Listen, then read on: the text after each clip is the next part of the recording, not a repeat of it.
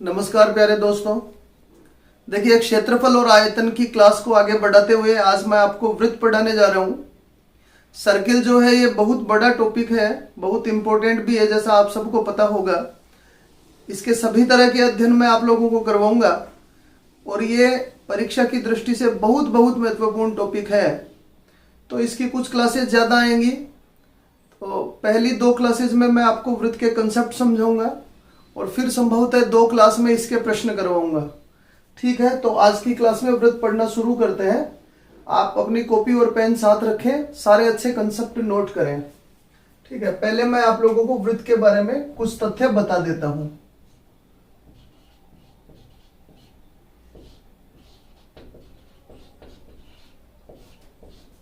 देखिए, सबसे पहले आपको यही समझना चाहिए कि वृत्त होता क्या है। एक बार हम केवल वृत्त के बारे में बात कर रहे हैं और उससे जुड़ी हुई शब्दावली। वृत्त क्या होता है?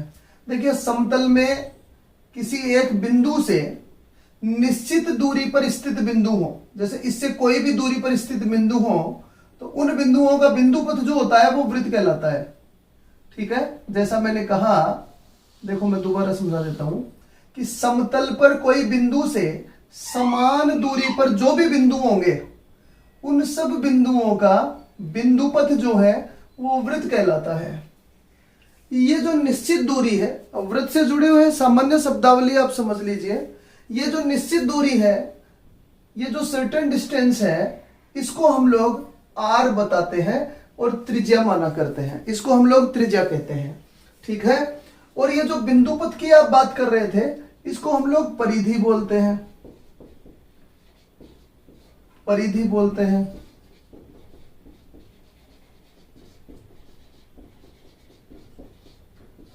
ठीक है, ये जो बिंदु पथ है इसको हम लोग परिधि बोलते हैं, इसे आर बोलते हैं। ये शब्दावली पहले ही मैं इसलिए समझा रहा हूं कि प्रश्नों में बार बार इन शब्दों को काम में लेंगे, तो आप ठीक से समझ लें। ठीक है, वृत्त का पूरा अध्ययन ज्यामिति और क्षेत्रमिति दोनों को मिलाकर होता है, पर यहां मैं केवल आपको मेंसुरेशन ही बता रहा हूं। हम लोग ज्योमेट्री की अलग से क्लासेस लेंगे। ठीक है, अब दूसरी बात करें, त्रिज्या के बाद, परिधि के बाद अगर इसके पूरे सरफेस की बात करेंगे, पूरे सरफेस की बात करेंगे, तो इसको हम लोग, इस पूरे सरफेस को, अंदर वाले सरफेस को, इसको हम लोग एरिया बोलते हैं। एरिया बोलते हैं या क्षेत्रफल बोल देते हैं। ठीक है, ऐसे रेखाखंड जो वृत्त को 2 भागों में बांटे, ऐसे रेखाखंड जो वृत्त को 2 भागों में बांटे, उनको हम लोग जीवा बोलते हैं या कोड बोलते हैं।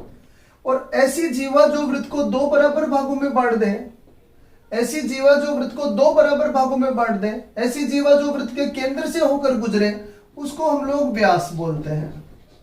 तो व्यास में आप देख रहे होंगे 2 आर शामिल हो जाते हैं। ठीक है, तो ये सामान्य शब्दावली है। प्रश्नावली से पहले आपको इसको समझ लेना चाहिए, जान लेना चाहिए। आपको पता होना चाहिए कि वृत्त क्या होता है। किसी बिंदु से समान दूरी पर स्थित बिंदुओं का बिंदु पथ वृत्त कहलाता है। ये जो बिंदु पथ होता है, इसको हम लोग इसकी परिधि बोलते हैं। इसका पूरा सरफेस, पूरी सतह इसका क्षेत्रफल कहलाती है। ऐसे रेखाखंड जो वृत्त को 2 भागों में बांटे, उन्हें हम लोग जीवा बोलते हैं। और ऐसी जीवा जो वृत्त को 2 बराबर भागों में बांट दे, मतलब केंद्र से होकर गुजरे, तो उसे हम लोग व्यास बोलते हैं। ठीक है, इसके शब्दों के बारे में मैंने आप लोगों को बता दिया है। अब इसके सामान्य सूत्रों से हालांकि आप लोग परिचित होंगे, और फिर भी एक बार शुरुआत के लिए मैं ये बताने जा रहा हूं आप लोगों को। और वृत्त की प्रश्नावली पढ़ने के लिए कम से कम इसके क्षेत्रफल और परिधि के सूत्र तो आने ही चाहिए। तो चर्चा हम लोग बिल्कुल निम्न स्तर से ही शुरू कर रहे हैं और बड़े स्तर की तरफ हम लोग चलेंगे। तो बेटा, सबसे पहले बात करते हैं, ये एक वृत्त है, सर्किल है, इसकी परिधि क्या होती है। सबसे पहले बात करते हैं इसकी परिधि क्या होती है। तो बेटा, इसकी परिधि होती है 2 पाई आर। इसकी परिधि क्या होती है? 2 पाई आर।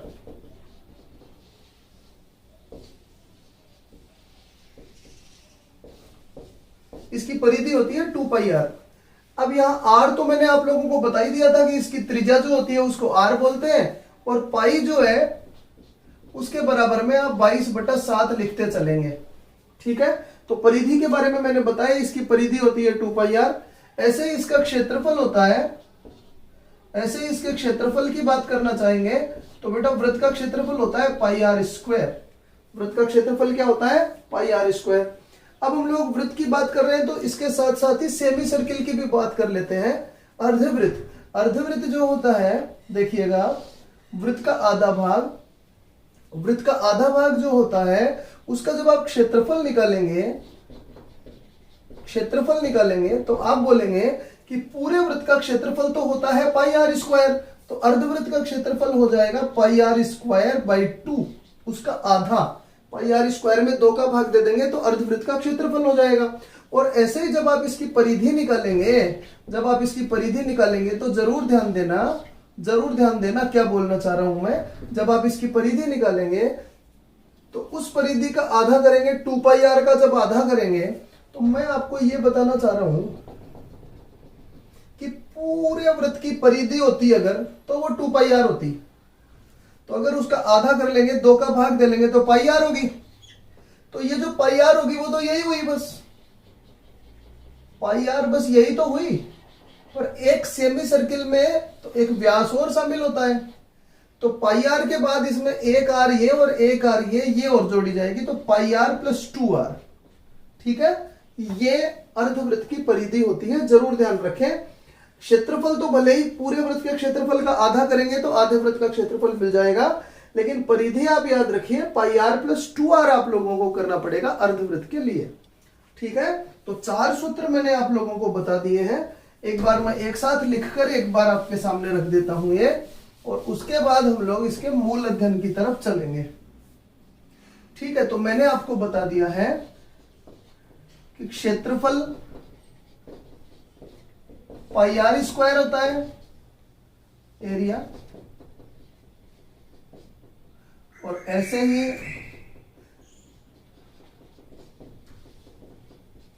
इसकी सर्कमफ्रेंस परिधि जो होती है वो 2 पाई आर होती है। ये तो वृत्त के क्षेत्रफल और परिधि की बात हुई।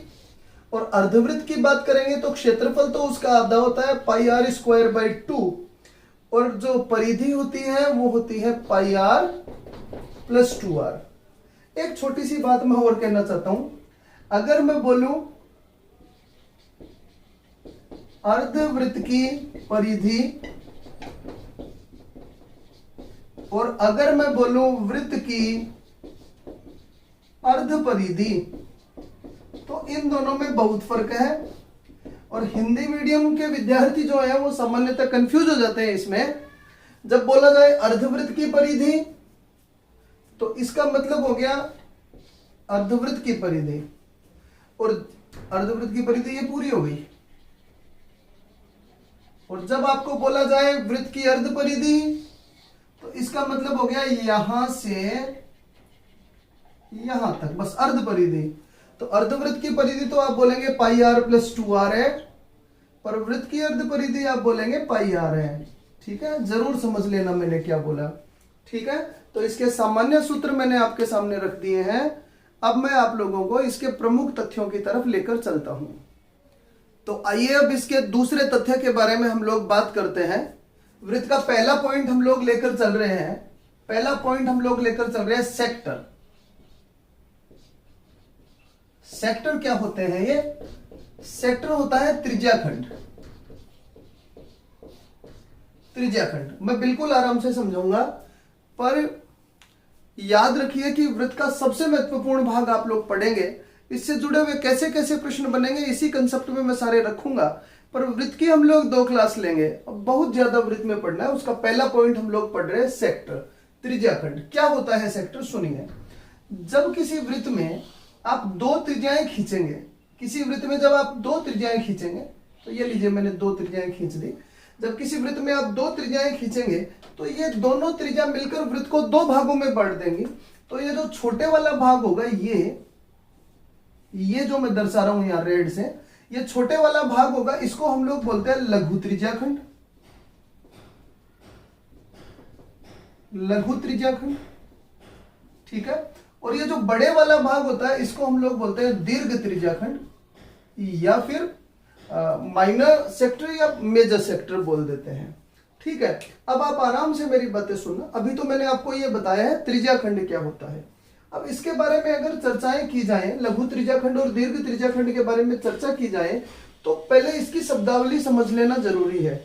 तो बेटा आपको पता है कि यहाँ ये जो है ये तो आर है, बिल्कुल आर है, ये भी आर है, इनके बीच का जो एंगल है, इनके बीच का जो एंगल है उसको मैं थीटा बोल दे रहा हूं, इनके बीच का कोण जो है वो थीटा है। तो अगर ये थीटा है तो वो 360 डिग्री माइनस थीटा हो गया, क्योंकि एक बिंदु के चारों तरफ बनने वाले कोणों का योग 360 डिग्री होता है। तो ये थीटा है तो वो 360 माइनस थीटा हो गया। यहां से समझने की बात क्या है बेटा कि त्रिज्याखंड क्या होता है ये तो मैंने बता दिया है। त्रिज्याखंड के प्रश्न कैसे कैसे बनते हैं तो आराम से समझना।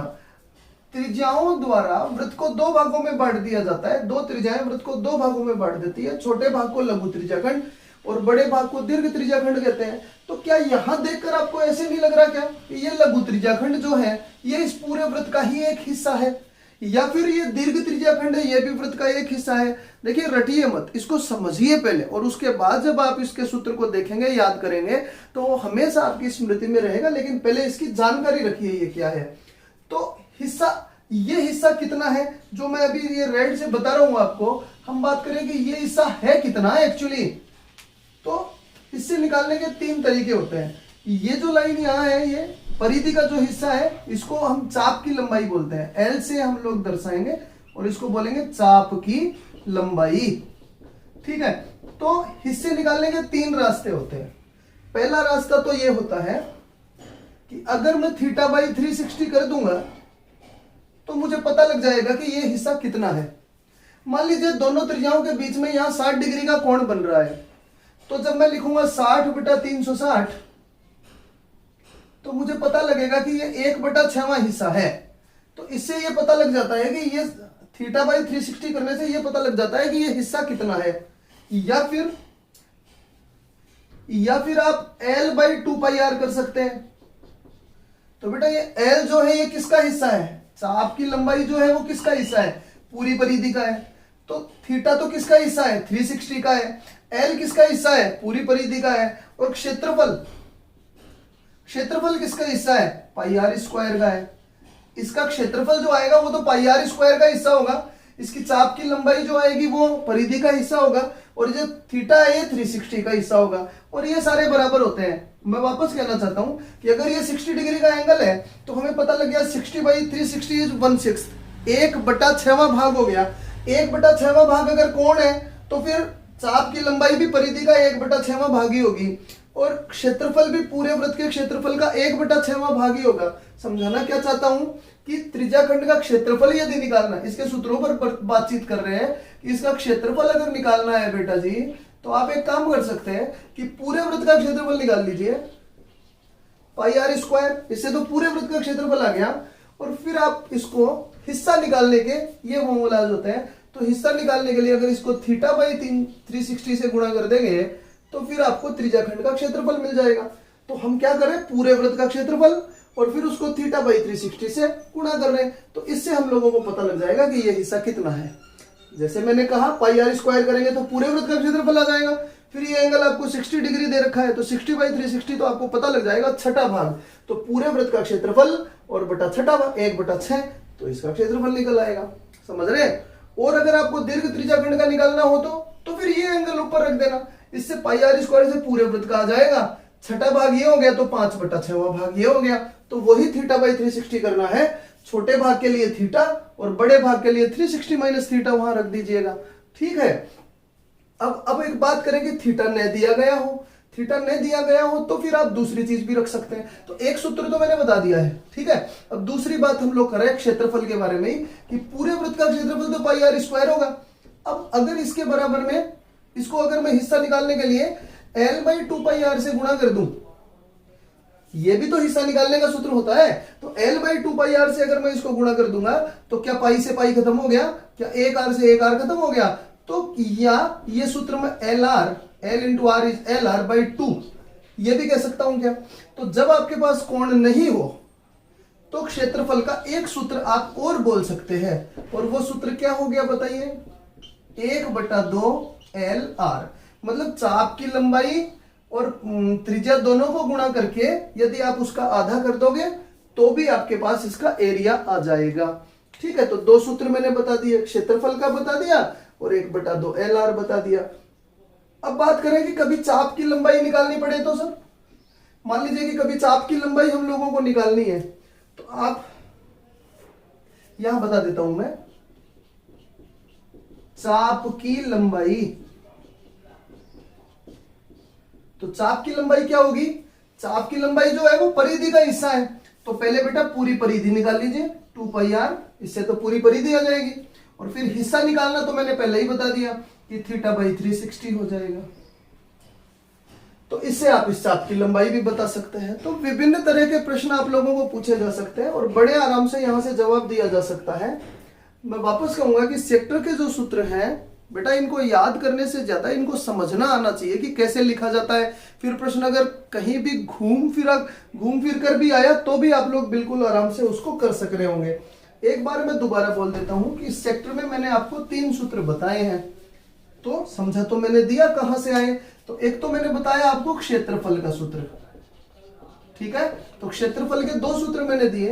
एक तो होता है पूरे वृत्त का क्षेत्रफल निकालो और उसको θ/360 से गुणा करो, ठीक है, या 1/2 LR कर दो, L और R को गुणा करके आधा कर दो तो भी आप क्षेत्रफल निकाल लोगे। और फिर एक मैंने आप लोगों को बताया चाप की लंबाई, तो चाप की लंबाई का सूत्र कहां से आएगा बताइएगा। चाप की लंबाई के लिए आप क्या करेंगे, पहले पूरे वृत्त की परिधि निकाल लेंगे और उसको θ/360 से गुणा कर देंगे, तो आपकी चाप की लंबाई प्राप्त हो जाएगी। तो बेटा ये तो बात रही त्रिज्याखंड की। अब त्रिज्याखंड पर आधारित प्रश्न किस किस तरह के होते हैं, कैसे कैसे प्रश्न बन जाते हैं, उनको एक बार संक्षेप में मैं बता देता हूं। उनकी जानकारी रखना बहुत जरूरी है। जो मैं बताऊंगा बस इन्हीं से रिलेटेड क्वेश्चंस आपको पूछे जाते हैं, ठीक है। अच्छे से सारी चीजों को अच्छे से अपनी कॉपी में नोट करें, अच्छे से समझें, ठीक है। अब हम लोग बात करते हैं इसके क्वेश्चंस कैसे बनते हैं। तो पहली बात मैं आपको समझाने जा रहा हूं, इसमें पहली बात मैं आपको समझाने जा रहा हूं। मान लीजिए कि मेरा एक खेत है त्रिभुजाकार, मान लीजिए मेरा एक खेत है त्रिभुजाकार और इसके तीनों कोनों पर मैं बकरियां बांध रहा हूं, इसके तीनों कोनों पर मैं बकरियां बांध रहा हूं 8 मीटर लंबी रस्सी से, और याद रखिएगा इसकी प्रत्येक भुजा 2r से अधिक है। तो 8 मीटर लंबी रस्सी से मैं बांध रहा हूं, तो 8 मीटर लंबी रस्सी से बांध रहा हूं, तो ये जो पहली बकरी है ये इधर 8 मीटर तक चल सकेगी और साथ ही ऐसे चलेगी, इधर भी 8 मीटर तक चल सकेगी, समझ रहे।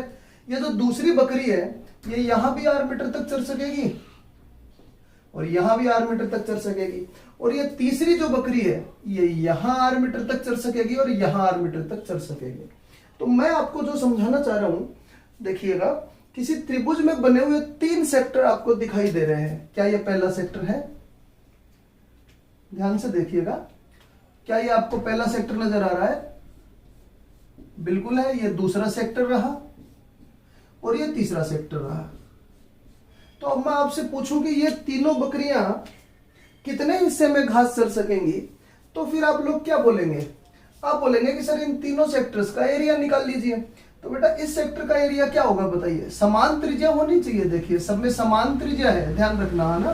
तो आप मुझे बताइए इसका एरिया, पहले का एरिया क्या होगा, क्या πr², देखो ये पूरा वृत्त रहा होगा, उसका ही तो त्रिज्याखंड है ये, तो πr²। अब यहाँ कोण तो दे ही नहीं रखा, तो मान लिया ये θ1 है, ये θ2 है और ये θ3, आराम से समझना, फिर मैं दूसरी बात कर लूंगा आपसे। तो πr² गुणा इसका एरिया जो है, क्या वो θ1/360 हो गया क्या, बोलो हो गया क्या, प्लस इसका एरिया करेंगे तो वही πr² और θ2/360 हो गया क्या, और इसका एरिया करेंगे तो पूरे वृत्त का तो πr² गुणा θ3/360 हो गया क्या। अब आप बोलेंगे कि सर यहां से πr² तो कॉमन ले लीजिए, तो क्या θ1 प्लस θ2 प्लस θ3/360 हो गया क्या। और अब यहां से आप मुझे बताइए क्या θ1 θ2 और θ3 ये तीनों मिलकर क्या 180 डिग्री बना लेते हैं क्या। तो ये अगर 180 डिग्री होते हैं तो इससे ये कैंसिल हो गया, तो 1/2 ही तो हो गया। तो यहां से मैं बोलूंगा कि इसका एरिया हो गया 1/2 और पूरे वृत्त का क्षेत्रफल। तो मैं इतनी देर से जो भाषण दे रहा हूं आपको क्या समझाना चाह रहा हूं कि जब किसी त्रिभुज में समान त्रिज्या के सेक्टर बने होते हैं, जैसे ये एक त्रिभुज है तो इसमें समान त्रिज्या के सेक्टर बने होते हैं, तो हम लोग बिल्कुल अच्छे से जानते हैं कि θ1, θ2 और θ3 इन तीनों का योग यदि हम लोग करेंगे तो इन तीनों का योग करेंगे तो 180 डिग्री होगा। तो 180 डिग्री बाई 360 तो आधा हो गया। तो त्रिभुज के तीनों शीर्षों पर अगर समान त्रिज्या के सेक्टर बने होंगे तो तीनों मिलकर आधे वृत्त का निर्माण करते हैं।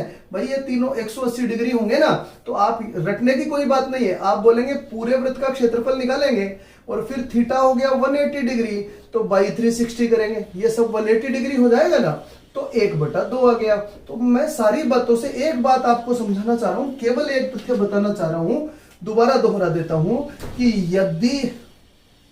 यदि किसी त्रिभुज के तीनों शीर्षों पर सेक्टर बनाए जाएंगे, समान त्रिज्या के सेक्टर बनाए जाएंगे, तो वे तीनों मिलकर आधा वृत्त होते हैं। और क्यों होते हैं ये मैं आपको इतनी देर से समझा रहा हूं, क्योंकि तीनों कोणों का योग मिलकर 180 डिग्री होता है, तो 180/360 करेंगे तो वो आधा वृत्त होंगे। तो सेक्टर की पहली बात मैंने आप लोगों को समझा दी है कि त्रिभुज के शीर्षों पर सेक्टर बने हो तो क्या। तो इसको दोबारा देखना, दोबारा समझना, आपको पता लगेगा। अब ये भी तो पूछ सकता है, ये भी तो पूछ सकता है कि उस हिस्से का एरिया बताओ जहां वो नहीं चढ़ सकेंगी। ये तो वो हिस्सा हो गया जहां वो चढ़ सकेंगी। अब वो भी तो पूछ सकता है इस हिस्से का बताओ, तो क्या करेंगे बेटा, तो त्रिभुज का एरिया निकालो, पूरे त्रिभुज का एरिया निकालो, उसमें से सेक्टर निकाल दो तो वो एरिया बच जाएगा जहां वो नहीं चढ़ सकेंगे। ठीक है, अब हम लोग बात करते हैं इसके दूसरे कंसेप्ट पर।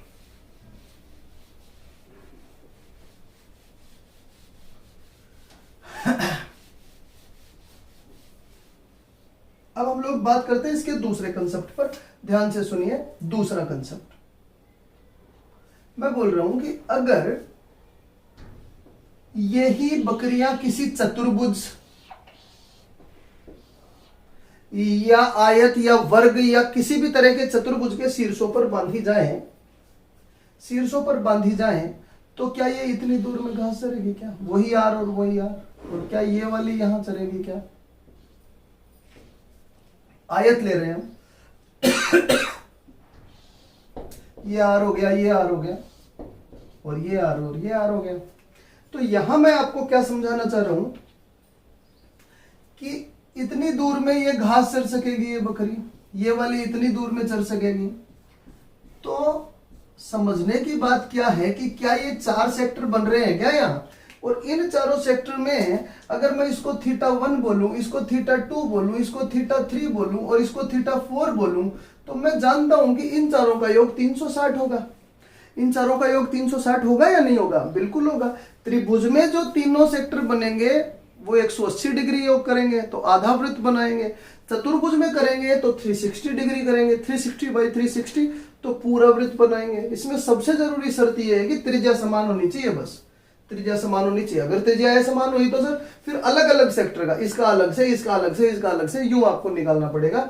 तो यहां से मैं आपको बताना चाह रहा हूं कि जितनी दूर में वो घास चर सकेगी वो चारों मिलकर पहले पूरे वृत्त का क्षेत्रफल करेंगे तो πr², और फिर चारों का योग 360 होगा, और बाई 360 करेंगे तो ये तो खत्म ही हो जाना है। तो चारों मिलकर एक पूरे वृत्त का निर्माण कर लेते हैं। तो ये मैं आपको समझाना चाह रहा हूं कि किसी चतुर्भुज के शीर्षों पर जब इस तरीके से सेक्टर बनेंगे तो वे चारों एक पूरे वृत्त का निर्माण कर लेते हैं। क्या आप मेरी बात समझ गए हैं? दोबारा ध्यान लगाना मैंने क्या कहा, ठीक है। अब ऐसा ही एक प्रश्न, तीसरे पॉइंट पर चलते हैं। ऐसा ही एक प्रश्न आयत के लिए पूछ लिया जाता है, समबाहु त्रिभुज के लिए पूछ लिया जाता है। तो दोनों पर ही मैं संक्षेप में आपसे बात कर लेता हूं। तो तीसरे कंसेप्ट पर हम लोग चर्चा कर रहे हैं। मैंने आपको बताया त्रिभुज में सेक्टर बनेंगे तो क्या ध्यान रखना है, मैंने आपको बताया चतुर्भुज में सेक्टर बनेंगे तो क्या ध्यान रखना है। अब मैं आप लोगों को बोलना चाह रहा हूं, एक ही साथ में दोनों चीजें बता रहा हूं। एक तो मैं बोल रहा हूं समबाहु त्रिभुज, एक तो बोल रहा हूं समबाहु त्रिभुज, और फिर मैं आप लोगों को बोल रहा हूं चौथी बात वर्ग। इनके सेक्टर्स पर बात करते हैं। तो मैंने कहा कि एक समबाहु त्रिभुज है जिसकी प्रत्येक भुजा A है, मान लेते हैं जिसकी प्रत्येक भुजा A है, और इस पर इस तरीके से सेक्टर बनाए गए हैं। माफ कीजिए,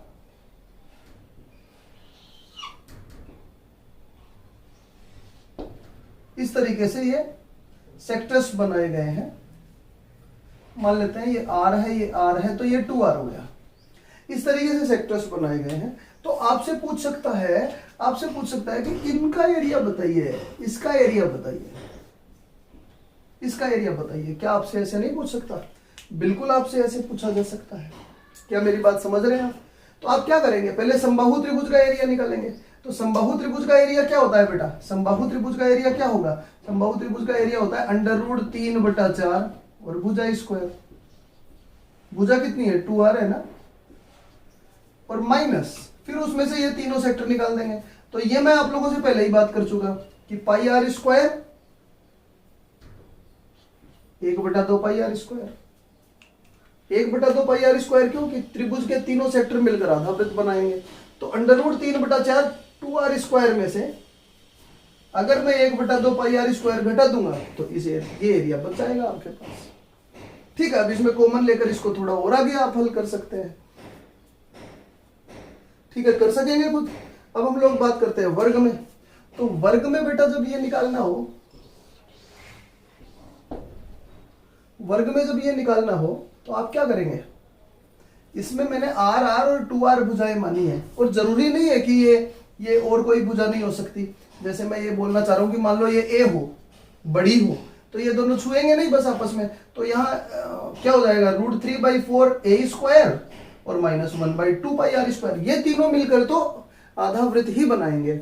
अब यहां बात करें हम लोग कि इसकी भुजा a है। लीजिए इसमें मैं a से समझा देता हूं, और ये r है और ये r है। ये छू क्यों नहीं रहे एक दूसरे को? क्योंकि a जो है वो 2r से बड़ा है। तो यूं भी तो हो सकता है, ये r है, ये r है, ये r है, ये r है। ठीक है, तो अब यहां से आपको मैं बोलूं कि छायांकित भाग का क्षेत्रफल निकालिए, इसका छायांकित भाग का क्षेत्रफल निकालिए। तो आप बोलेंगे कि बहुत सीधी बात है सर, पहले हम लोग क्या करेंगे? पहले हम लोग वर्ग का क्षेत्रफल निकाल लेंगे। तो वर्ग का क्षेत्रफल तो हो जाएगा a स्क्वायर और माइनस, फिर हम लोग क्या करेंगे? a स्क्वायर करने के बाद क्या होगा बताइए? ये सब मिलकर एक वृत्त का निर्माण कर लेंगे, तो πr स्क्वायर। तो a square minus πr square इसका एरिया हो गया। और यदि ये 2r के बराबर ही होता तो ये दोनों एक दूसरे को छू रहे होते, तो यहां भी हम लोग r स्क्वायर लिख लेते। समझ रहे हैं? तो r स्क्वायर लिख लेते, तो r स्क्वायर कॉमन लेकर फिर कर सकते थे। ठीक है, अब मैं आपको अगला पॉइंट समझाने जा रहा हूं, ध्यान लगाना। कुल मिलाकर इन 4 पॉइंट में मैंने आप लोगों को क्या बताया है कि त्रिभुज के शीर्षों पर जब एक ही त्रिज्या के सेक्टर बनेंगे तो वे सब मिलकर आधावृत्त बनाएंगे, और चतुर्भुज में वे सब मिलकर पूरा वृत्त बनाएंगे। ठीक है, अब हम लोग बात करते हैं 5th पॉइंट की। ओके, तो देखिए ऐसा प्रश्न पूछा जा सकता है कि 3 समान त्रिज्या के वृत्त इस तरीके से रखे हैं कि वे एक दूसरे को छू रहे हैं। 3 समान त्रिज्या के वृत्त इस तरीके से रखे हैं कि वे एक दूसरे को छू रहे हैं। तो फिर आप लोगों को बोलेगा कि उनके द्वारा परिबद्ध भाग का क्षेत्रफल बताइए। ये जो एरिया है ये आपको बताना है। तो बेटा हम क्या करेंगे? सबसे पहले इनका केंद्र बना लेते हैं। मान लीजिए ये a है, मान लीजिए ये b है, और मान लीजिए ये c है, और मैं इनको मिला दूंगा अब यहां। ठीक है, आराम से सुनो, मैं बिल्कुल बेसिक लेवल पर जाकर बता रहा हूं आपको। तो अब आपको ये नहीं लगता जो अभी थोड़ी देर पहले आप पढ़ रहे थे वही काम हो गया ये तो, कि ये एक त्रिभुज बन रहा है। इस त्रिभुज में से अगर मैं ये 3 सेक्टर हटा दूंगा, 1 2 और 3 सेक्टर हटा दूंगा, तो फिर मेरे पास परिबद्ध भाग का क्षेत्रफल आ जाएगा। तो यहां से आपको पता होगा कि ये भी r है, ये भी r है, r है, r है, समान त्रिज्या के वृत्त है ना ये। तो मैं बोलूंगा समबाहु, रटने की कोई बात नहीं है। तो आप मुझे बताइए समबाहु त्रिभुज का क्षेत्रफल √3/4 भुजा स्क्वायर हो गया। तो भुजा 2r है, बताइए हो गया क्या? √3/4 भुजा स्क्वायर हो गया क्या? और तीनों सेक्टर मिलेंगे तो आधावृत्त बनाएंगे, तो 1/2 πr स्क्वायर हो गया क्या? इन दोनों को घटाएंगे तो आपको एरिया मिल जाएगा। यहां पर मैं बोलूंगा 4 से 4 खत्म हो गया, 4 से 4 खत्म हो गया। तो अगर आप √3r स्क्वायर में से, या r स्क्वायर कॉमन ले लीजिए, आर स्क्वायर कॉमन ले लिया तो √3 - 1/2 पाई अगर आप घटाएंगे तो आपको इसका एरिया मिल जाना है। ठीक है, तो मैं तो ये कह रहा हूं ये सारे सूत्र याद रखने की कोई जरूरत नहीं है, आपको तो ये करना चाहिए कि √3/4 स्क्वायर से तो √3/4 भुजा स्क्वायर से तो इसका क्षेत्रफल आए और फिर ये तीनों मिलकर आधा वृत्त बनाए। तो ऐसे आपको करना चाहिए। ठीक है, 6th क्वेश्चन पर चल रहा हूं।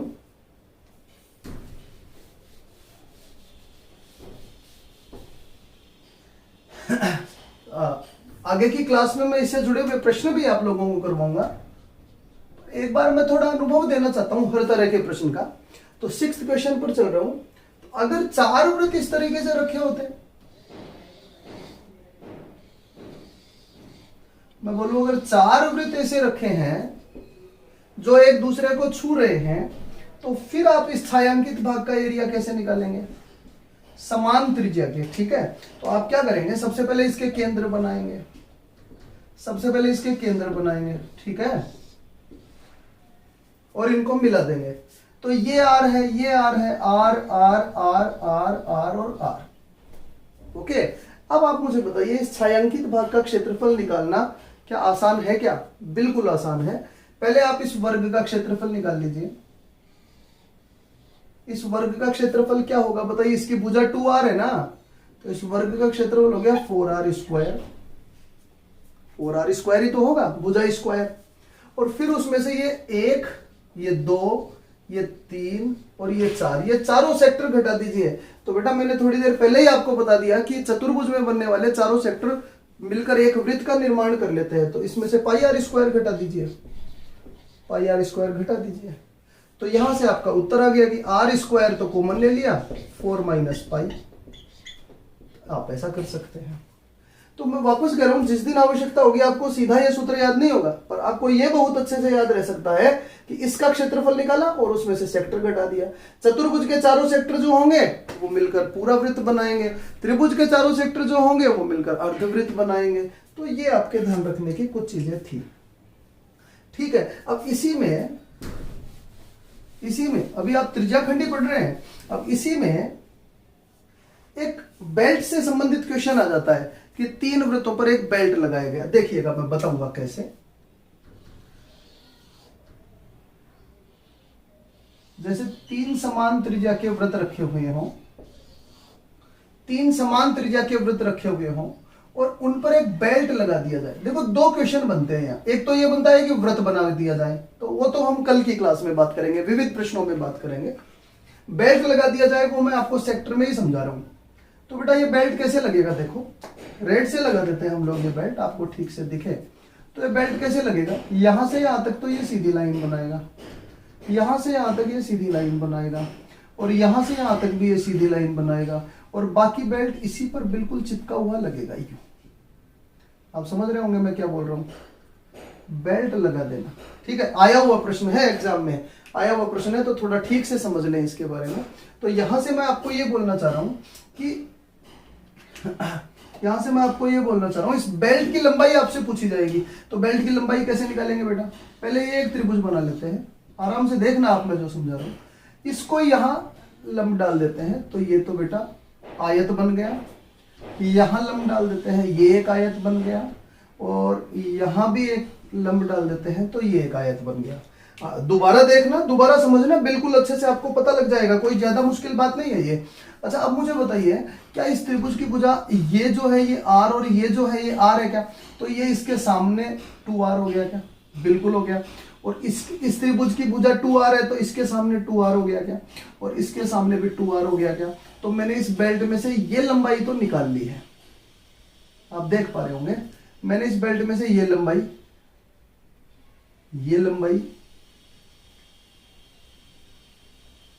और ये लंबाई तो निकाल ली है। क्या आप मेरी बात समझ रहे हैं? 2r 2r और 2r। तो अब मुझे क्या चाहिए? आपको ये जो है ये क्या ये किसी चाप की लंबाई नजर नहीं आ रही है क्या?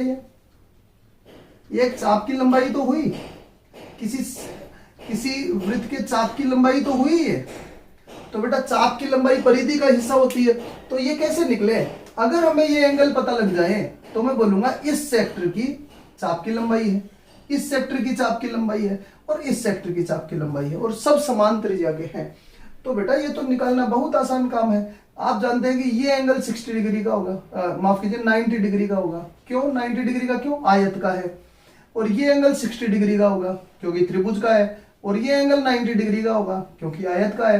तो 90 90 180, 180 और 60 240। तो ये एंगल क्या 120 डिग्री का हो गया क्या? बिल्कुल हो गया। ये 120 का हो गया तो ये भी 120 का हो गया और ये भी 120 का हो गया। तो 120 प्लस 120 प्लस 120 सब मिलकर 360 डिग्री हो गया। 360 डिग्री का मतलब कितना हिस्सा हो गया? 360 बटा 360 मतलब पूरा एक वृत्त हो गया। तो क्या ये मिलकर पूरा एक वृत्त बना लिए क्या? बिल्कुल एक वृत्त बना लिए। तो ये परिधि और ये परिधि मिलकर पूरा एक वृत्त बना लिए। तो मैं बोलूंगा अब मैं यहां से बोलूंगा कि इस बेल्ट की लंबाई क्या होगी? इस बेल्ट की लंबाई क्या होगी? तो आप बोलेंगे बेटा 2r 2r 2r 6r तो ये हो गई और प्लस ये तीन हिस्से जो वृत्त पर लपेटे हुए हैं, ये तो वृत्त को छू नहीं रहे हैं और ये वृत्त को जो छू रहे हैं, ये तीनों मिलकर एक परिधि बना लेते हैं। तो 2πr हो गया। तो इस बेल्ट की लंबाई क्या हो गई? 6r plus 2πr। आशा करता हूं आप समझ रहे हैं मेरी बात। हालांकि अब मैं जो आपको बताने जा रहा हूं इस तरह का प्रश्न अभी तक कभी पूछा नहीं गया, और फिर भी आपने ये सीखा है तो मैं बता देता हूं क्योंकि आगे पूछे जाने की संभावना है। जैसे मैं बोलूं दो ही वृत्त होते और दो वृत्त एक दूसरे को छू रहे होते तो यहां से एक सिस्टम भी आप लोगों के पास बन जाएगा। तो आप प्लीज आराम से देखो। इस पर अगर बेल्ट लगाना होता तो इतनी दूर में तो वो हिस्सा आएगा, आराम से समझो, इतनी दूर में तो वो हिस्सा आएगा जो वृत्त को नहीं छुएगा, और ये जो ये लपेटेगा ये वृत्त को छुएगा। आराम से समझना मेरी बात। ये मैंने वृत्त के केंद्र बना लिए। तो अगर मैं इसको इससे मिला दूं तो आपको पता है कि अगर ये आर है तो ये 2r हो गई और ये भी 2r हो गई। तो अब मेरे को ये और ये दोनों चाहिए। तो आप जानते हैं ये आधे वृत्त की परिधि है और ये भी आधे वृत्त की परिधि है। तो आधे वृत्त की परिधि और आधे वृत्त की परिधि मिलकर पूरे वृत्त की परिधि हो गई। तो अगर दो ही वृत्त एक दूसरे को छू रहे होंगे तो इसकी लंबाई क्या होगी? बेल्ट की लंबाई क्या होगी? तो इसकी लंबाई होगी 4r प्लस 2πr। 4r तो ये और प्लस 2πr। ठीक है, 3 होंगे तो 6r फिर एक वृत्त की परिधि, 2 होंगे तो 4r फिर एक वृत्त की परिधि। और ऐसे ही आप बोलेंगे सर 4 वृत्त एक दूसरे को छू रहे हो तो वो भी देख लीजिए ना। 4 वृत्त एक दूसरे को छू रहे हो और फिर इन पर अगर हम लोग बेल्ट लगा दें तो इन पर बेल्ट लगा देंगे तो क्या होगा?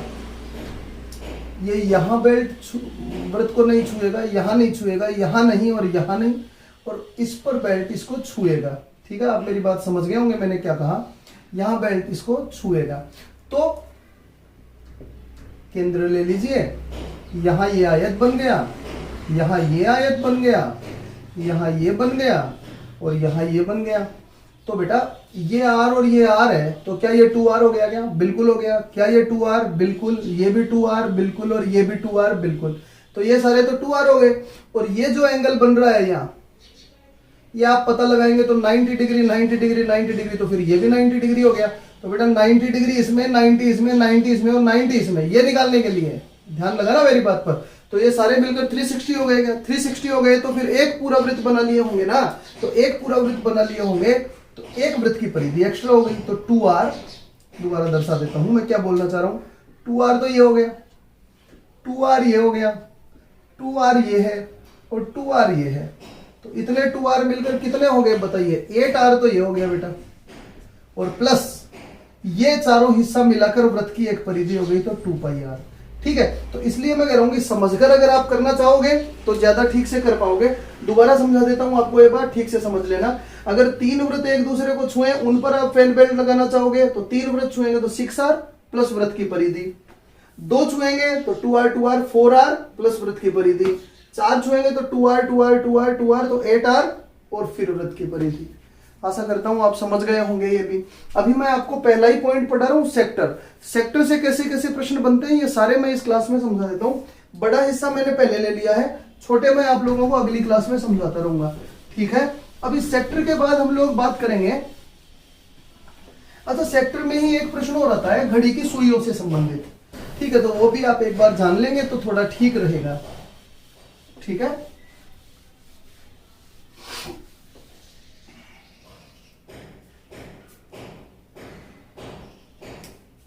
मेरे पास में कोई कंस्ट्रक्शन का काम चल रहा है तो थोड़ी बहुत आवाज से आपको डिस्टरबेंस हो रहा होगा, पर काइंडली एडजस्ट। मैं बस अभी 2-3 दिन और यहाँ हूँ, फिर मैं नीम का थाना आ जाऊंगा तो कोचिंग में तो ठीक से हम लोग शूट कर पाएंगे फिर चीजों को। ठीक है, अब सुनिएगा। अब हम लोग बात करते हैं इसके अगले हिस्से पर। मैं बोल रहा हूँ घड़ी की सुइयां जो होती हैं उनके बारे में आपको जानकारी होगी, और जो नहीं जानते हैं मैंने घड़ी का एक वीडियो बना रखा है, देखिएगा, उसमें साफ साफ है कि घड़ी की मिनट की सुई जो है, घड़ी की मिनट की जो सुई है वो 6 डिग्री पर मिनट का एंगल बनाती है, और घंटे की सुई जो है वो आधा डिग्री पर मिनट का एंगल बनाती है। तो सर ये हमारे क्या काम आएगा यहाँ सेक्टर में? देखिए, इससे जुड़ा हुआ एक प्रश्न आता है। जैसे मैंने एक क्वेश्चन बोला, आप देख ही लीजिए, समझ लीजिए। जैसे मैंने बोला 7 सेंटीमीटर लंबी एक मिनट की सुई, 7 सेंटीमीटर लंबी एक मिनट की सुई, इस तरह के प्रश्न बनते हैं, पूछे जाते हैं। 10 मिनट में कितने भाग को स्पर्श करेगी? जैसे मेरा ये प्रश्न हो गया है, कितने भाग को स्पर्श करेगी, ये मेरा एक क्वेश्चन हो गया। तो बेटा पहले यहां मैं चित्र समझा रहा हूं इसका। 7 सेंटीमीटर लंबी रस्सी है, मिनट की सुई है, माफ कर दीजिए। 7 सेंटीमीटर लंबी एक मिनट की सुई है, तो वो ये रही। अब 10 मिनट में ये यहां से चलती चलती यहां पहुंच जाएगी। तो बेटा क्या ये आप लोगों को एक सेक्टर नहीं लग रहा क्या? जो ये सुई बनाएगी उसका सेक्टर नहीं बन रहा क्या? ये बिल्कुल ये त्रिज्या खंड बन रहा है, बस हमारे पास इसके बीच का एंगल नहीं है। तो फिर मैं आपको बोलूंगा, आपको ध्यान रहना चाहिए कि मिनट की सुई 1 मिनट में 6 डिग्री का कोण बनाती है, तो इसको तो 10 मिनट हो गए। तो क्या थीटा का वैल्यू 60 डिग्री हो गया क्या? बिल्कुल हो गया। तो इस भाग का एरिया आप लोगों को बताना है कि कितने भाग को इसने छुआ। तो आप बोलेंगे कि त्रिज्याखंड का क्षेत्रफल करना है, तो पाई आर स्क्वायर, तो पाई इंटू 7 इंटू 7 मतलब 22/7 गुणा 7/7 और गुणा 60/360। 60 डिग्री का कोण बना है, थीटा बाई 360 करते हैं ना हिस्सा निकालने के लिए। और यही 10 मिनट का प्रश्न अगर घंटे की सुई का होता तो घंटे की सुई 10 मिनट में 5 डिग्री का ही कोण बनाती, तो थीटा 5 डिग्री हो जाता। मिनट की सुई 1 मिनट में 6 डिग्री का, तो 10 मिनट में 60 डिग्री का, 5 मिनट में 30 डिग्री का, 20 मिनट में 120 डिग्री का, और घंटे की सुई 1 मिनट में आधा डिग्री का, तो 10 मिनट में 5 डिग्री का, 20 मिनट में 10 डिग्री का, 60 मिनट में 30 डिग्री का। तो याद रखिएगा, ये ज्ञान आप लोगों की सहायता करेगा।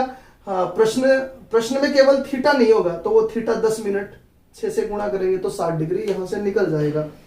तो सेक्टर से रिलेटेड सारी बातें मैंने आप लोगों से कर ली हैं। हालांकि मुझे अभी कुछ तथ्य और समझाने हैं, पर मैं अभी एक और क्लास लूंगा, कंसेप्ट की ही एक क्लास और लेंगे हम, उसके बाद प्रश्नों पर चर्चा करेंगे। तो आज की क्लास में मैंने जो बताया वो ब्रीफ में एक बार मैं आपके सामने रख देता हूं।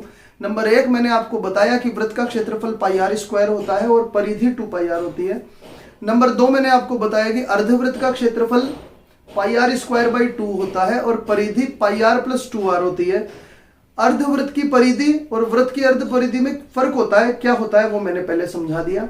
फिर मैंने आपको बताया सेक्टर किसे कहते हैं, जब 2 त्रिज्याएं वृत्त को बांट देती हैं तो छोटे भाग को लघु त्रिज्याखंड और बड़े भाग को दीर्घ त्रिज्याखंड कहते हैं। इसके क्षेत्रफल के मैंने 2 सूत्र बताए, एक तो पाई आर स्क्वायर गुणा थीटा बटा 360 और 1/2 LR कहां से आया ये भी मैंने वहां एक्सप्लेन किया है। फिर मैंने चाप की लंबाई के बारे में बताया 2 पाई आर इंटू थीटा बाई 360।